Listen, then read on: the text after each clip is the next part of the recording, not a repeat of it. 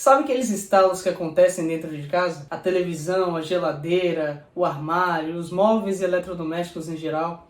Você sabe por que eles acontecem? Olá, queridos alunos e queridas alunas, sejam todos muito bem-vindos ao novo vídeo. E hoje nós falaremos sobre dilatação térmica.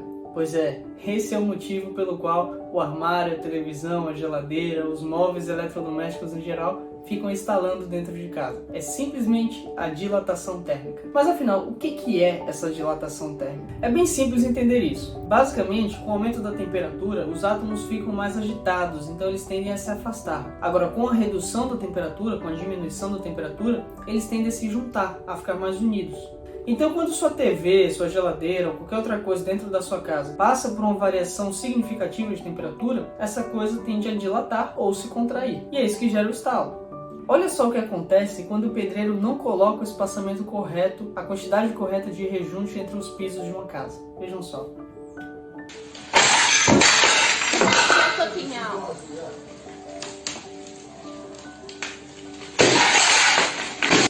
Ao passar por uma variação de temperatura, o piso quer dilatar. E como ele não tem espaço para fazer isso, ele acaba se chocando com outro piso e então estoura.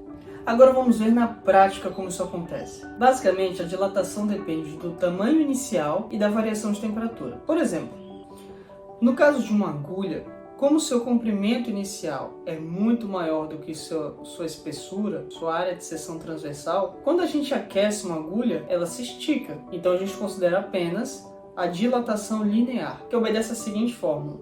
O ΔL é igual ao L inicial vezes o coeficiente de dilatação linear vezes a diferença de temperatura. Esse coeficiente de dilatação linear varia de acordo com o material. O alumínio vai ter um, o tungstênio vai ter outro, o ferro outro, a madeira outro, por aí vai. O comprimento inicial também é fundamental, porque quanto maior o comprimento inicial, maior vai ser a dilatação. Os trilhos de um trem, por exemplo, dilatam muito mais do que a agulha dilatou aqui agora. E, é claro, a variação de temperatura. Quanto maior for a variação de temperatura, maior vai ser a dilatação. Só que a gente não percebe a dilatação da agulha porque é uma dilatação milimétrica. É muito pequena porque o comprimento inicial da agulha não é lá tão considerável assim.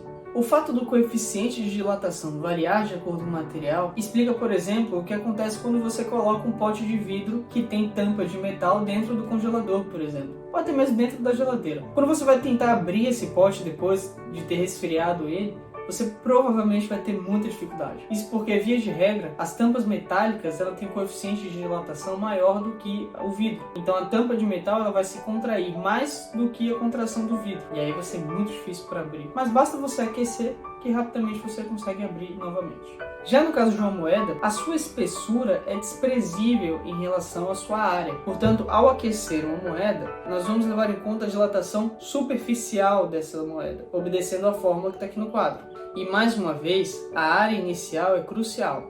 Quanto maior for a área inicial da moeda, maior vai ser a dilatação dessa moeda. A variação superficial será igual à área inicial da moeda multiplicado pelo coeficiente de dilatação superficial vezes a variação de temperatura. Esse coeficiente de dilatação superficial também depende do material, é claro, porém ele é apenas 2 vezes maior do que o coeficiente de dilatação linear. Então, se eu tiver uma agulha feita do mesmo material da moeda, basta multiplicar aquele coeficiente de dilatação linear por 2 e eu saberei qual é o coeficiente de dilatação superficial da moeda feita daquele material. É esse tipo de dilatação, a dilatação superficial, que provoca aquela dilatação do piso da casa. Agora, no caso de uma esfera, é levada em consideração a dilatação volumétrica, porque a esfera vai dilatar para todos os lados ao mesmo tempo. Então, observem o seguinte, eu tenho aqui um orifício, ok? E essa esfera consegue perfeitamente atravessar esse orifício, ok?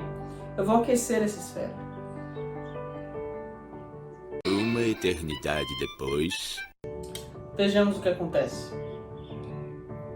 A esfera não consegue mais atravessar o orifício.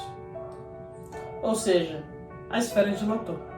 Mas há uma outra forma de fazer com que a esfera consiga atravessar esse orifício, que é aquecer isso aqui. Ao aquecer isso aqui, não apenas a superfície externa irá dilatar, mas também a abertura irá dilatar. Vejamos. Alguns momentos depois... Vejam só. A abertura dilatou e agora permite a passagem da esfera, mesmo dilatada.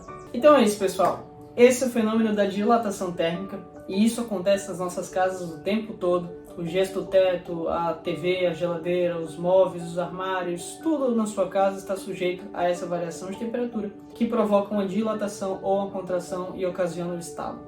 Então não tenham mais medo caso vocês escutem esses estalos 3 horas da manhã.